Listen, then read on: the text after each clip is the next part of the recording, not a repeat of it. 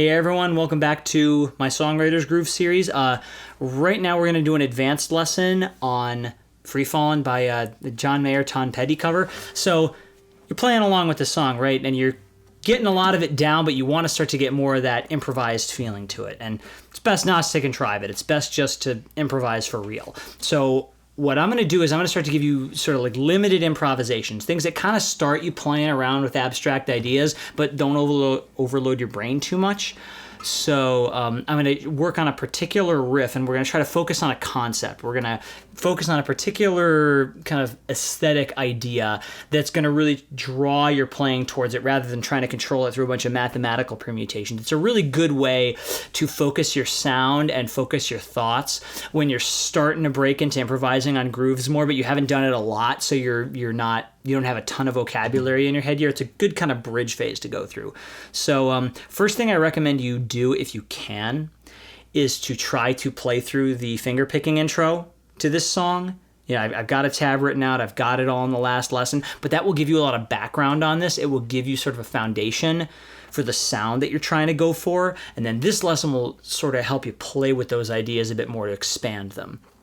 The other thing I recommend you do if you can is to try to make sure you've gone over how to mix up some hammer and pull off riffs with pluck and chuck techniques. I've got some lessons on that, so check those out too. But you want to make sure you're pretty comfortable, you know, once you got a thing.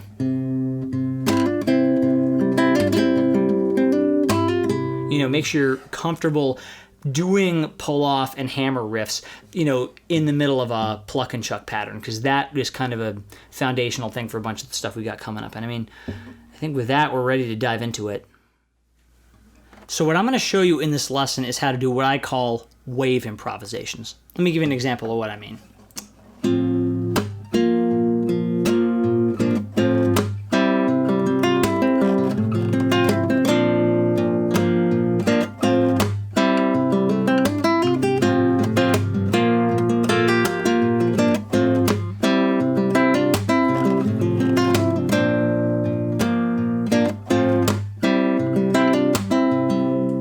So, you know, in a way, it's maybe sounds like I'm just improvising on the verses, and I am, but I have a concept there. When I play this song, a thing that occurs to me is that I'm kind of like just walking on a beach, and I can kind of feel all these waves coming across my feet. Yeah, I know, it's super corny.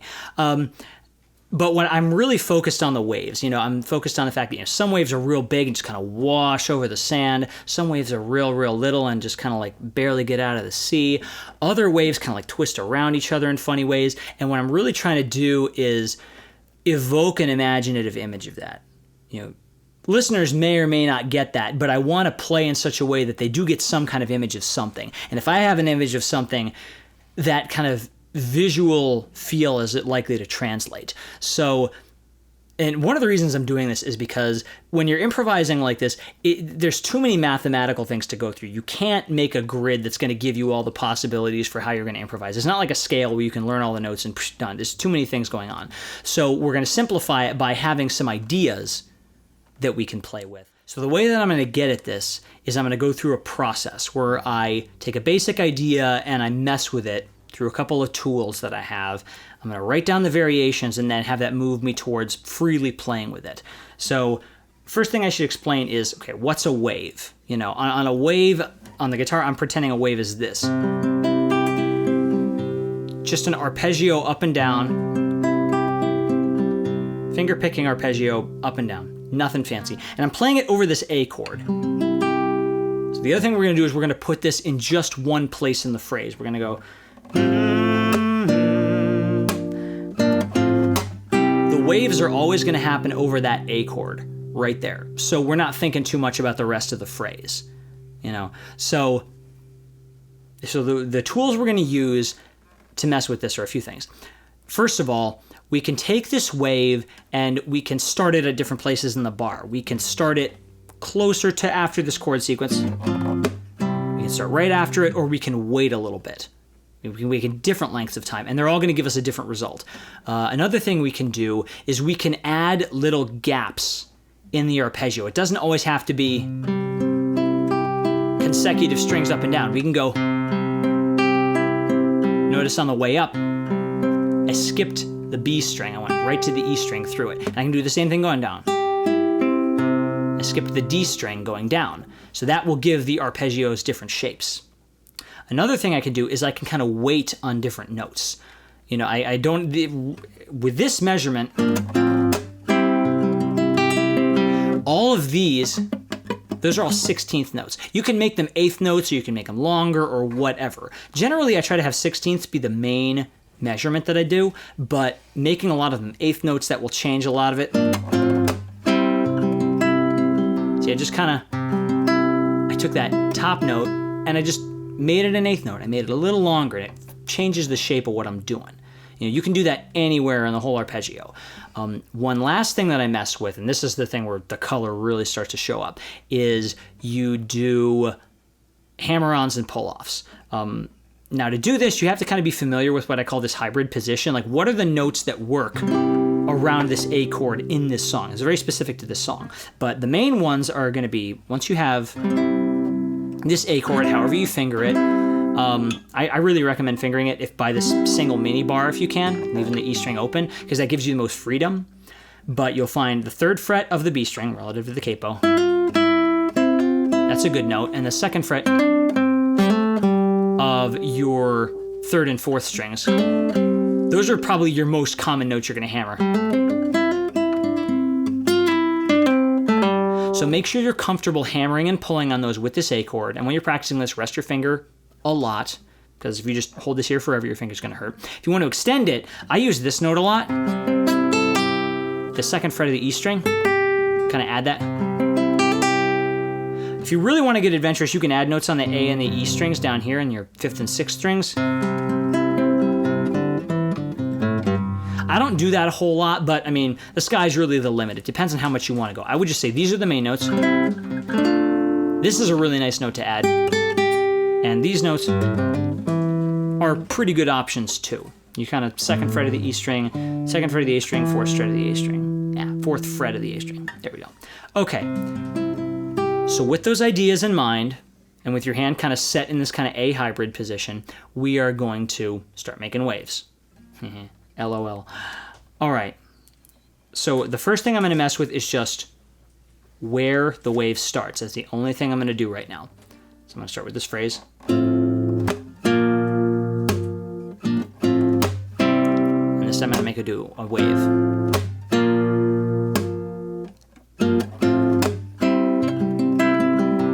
Okay, that worked, but it was a little dry. I want to find a funnier beat to put on. It was all right. I'm going to find another one. So that had a little more color to it. So I want to try to do that again and remember it.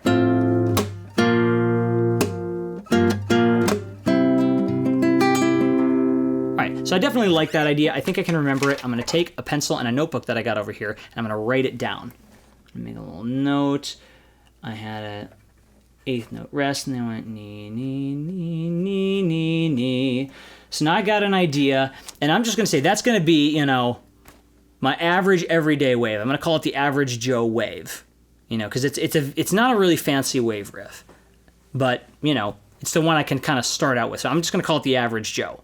You know, and I give it a name that I think I'm going to remember. You coming up with your own names, very important. So I'm just going to call it Average Joe. Cool beans. So now you have an idea. Now you have a very specific idea that you can toy with, but that's kind of an anchor for you. Next thing we're going to do is we're going to start skipping some notes with this arpeggio. We're going to try to have the arpeggios go, you know, up and down still, but we're going to add some things in between. Let's see what we get. Felt a little disjointed to me. Let's try it again. Not yet. Let me try one more. I kind of like that delayed start. So if I do that, so what I did there, kind of played the A and the E, the A and the D strings first, and then came downward. So that really did it for we. That definitely feels like that wave's jumping a lot. It's going from the A and the D strings all the way up to the E falling down. So it feels like it's almost like hopping a little bit. So I used to skateboard. I'm getting like a skateboarding image right now. So I'm gonna call this an Olley wave, because an Olley is like a little boom. You like kick up off the tail of your skateboard, and it's a little bit of what that reminds me of. So it's a name that's meaningful for me. I'm gonna write C, G, N, N, D. So now I got 2 ideas based on the things that I've come up with. Let's see, what's our next tool? Our next tool is holding on to notes. So now I'm going to play with that idea, see what I come up with.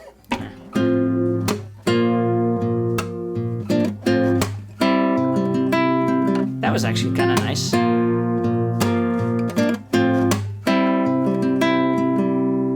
It's even something so simple as like the wave just kind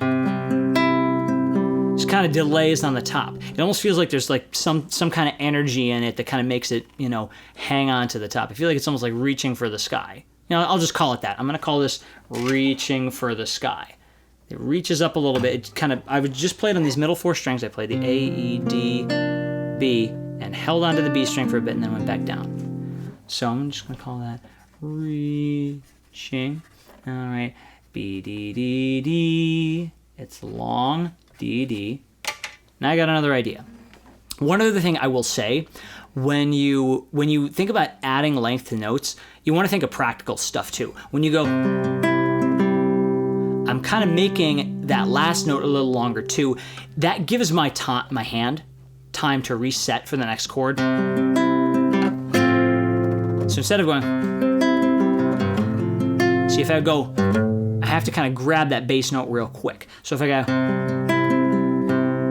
and leave an 8th note there at the end. Now that's a practical reason to just make the last note of whatever lick you play a little bit longer. You may not need it, but that's a thought. Last idea, and this is where it starts to get really fancy, is when you start adding hammers and pulls to stuff. So let's play with that a bit.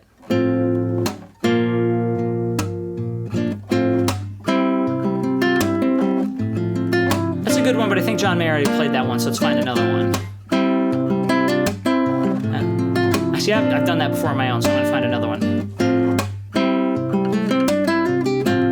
Ooh, I like that one. Let me try one.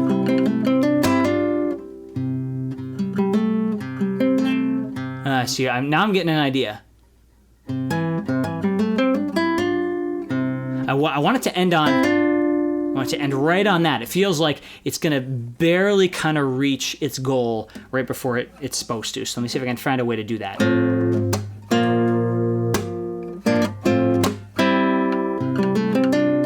And you start it later.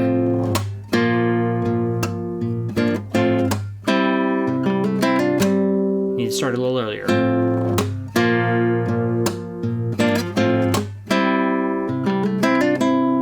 One more beat earlier.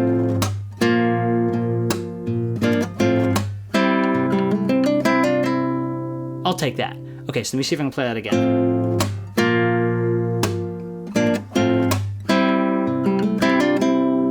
Yeah, it's getting close enough to the idea that I want. I think I'm going to scribble it down. So basically, I wait a little bit. I'm going to wait a beat and a half. Hammer, and then double. There we go. So what am I going to call that one? What shall we call this one? It feels like because it's a double hammer, it's just got a big crest. I'm going to call it the Big Crested Wave. Okay. So now I've gone through these ideas that I have, and I've generated a couple of things. Now, what's really good to do is then practice these a bit. Again, it feels a little bit more like you're writing variations than improvising them, but you're going to find these anchors. These are anchor riffs. They free your mental energy up so that when you're really kind of messing with these ideas, you have a little bit more free mental energy. If you're totally making everything up, every single bar, it's very draining. It's very, very draining. And your improvisation tends to kind of lose its steam. If you've written a lot of licks already that kind of get you going, even if you don't play them exactly the way you wrote them, this is what's really going to give you the space to kind of breathe when you're improvising through this stuff. So now, let me see if I can go over these one more time and sum them up. So if I go, first we had the average Joe. It just kind of goes up and it's not exactly the way I played it, but it was good. And we had the Olley. I like like that big jump. And that was the reach one. Let's see if we remember how the big crest goes. So you may have noticed, when I'm reading my notes off my paper, I didn't play them exactly the way I did before, but I mean, they all still sounded fairly musical. I could go back and kind of refine the way I play them if I really, really like a particular idea. But I mean, already you can see, you know, my improvisation probably already sounds a little better than it would have if I was totally winging it, you know, because I've got some ideas that it's based on. So now what you can do is, you know, as you do this more and more with a particular song, the longer you can go, the more ideas you're going to have, the longer you can keep it fresh and bring new energy to it as you're playing or performing a song.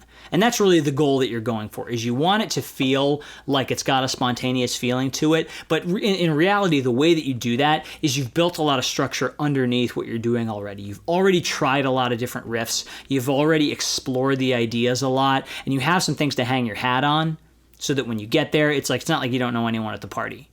I don't know if that makes any sense. But, you know, a couple of key things. When you come up with an idea that you like, stop. Stop, take the time, think about it, play over it a few times, just you retain it at least a little bit.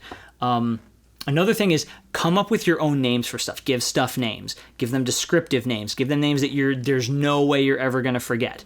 You know, the more ridiculous they are, maybe the better. And I would just say those, you can kind of stick those riffs in there when you need to, but what I'm going to do now is I'm going to improvise through this one more time.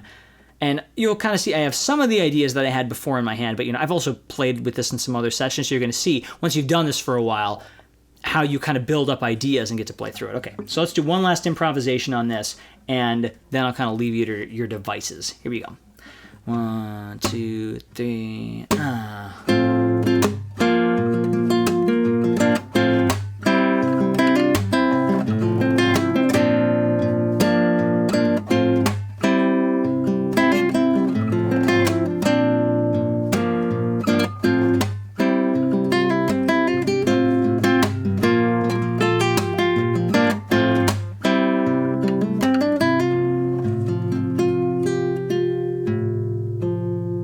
Okay, so there's kind of where my playing is at with this stuff now. I hope some of those ideas help you to find your way through this song. Yeah, let me know if you have comments, other thoughts. We're going to hopefully go further with this song, but yeah, that's all for now. Peace, everybody.